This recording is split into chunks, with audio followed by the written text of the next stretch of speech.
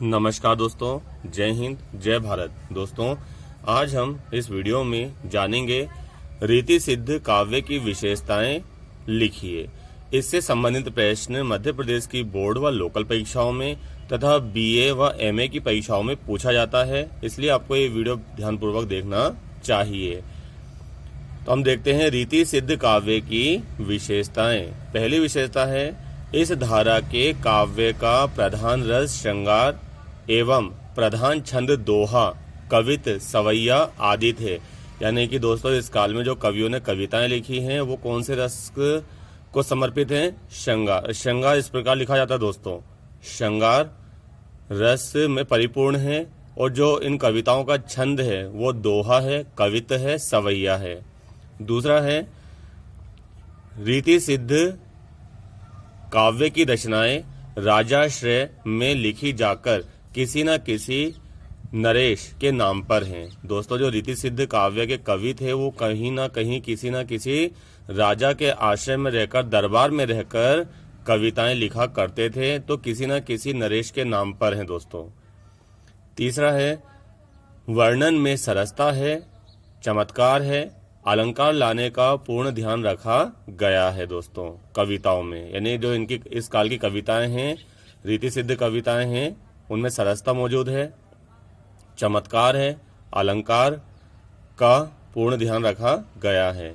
चौथा बिंदु है, इस धारा के कवियों का उद्देश्य यौवन के झिलमिलाते जल महलों का चित्रण रहा है दोस्तों। यानी कि इन्होंने भी स्त्री प्रधान ही कविता लिखी है दोस्तों, ठीक है ना।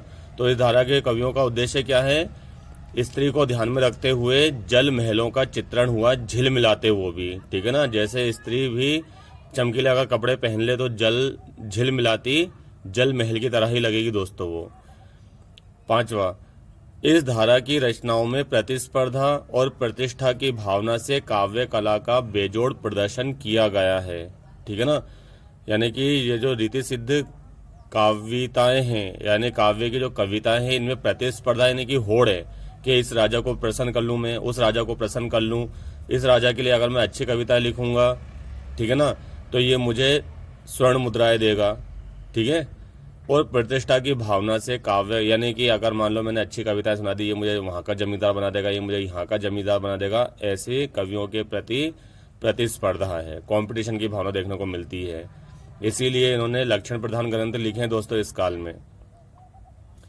अगला है, इस धारा के कवियों ने काव्य रचना के नियमों का प्रतिपादन नहीं, उनके अनुसार काव्य रचना की है। यानी कि इसमें काव्य रचना नियमों का प्रतिपादन नहीं करा उन्होंने काव्य रचनाओं में, बल्कि उनके अनुसार काव्य की रचना की। यानी कि राजाओं के मन के अनुसार और स्वयं के मन के अनुसार इन्होंने रचनाएं की हैं। सारी की सारी रचनाएं आपको स्त्री प्रधान देखने को मिलेगी। यहाँ तक कि राधा, कृष्ण, सीता, राम आदि के प्रेमों को भी इन्होंने बिगाड़ कर धूल कर दिया।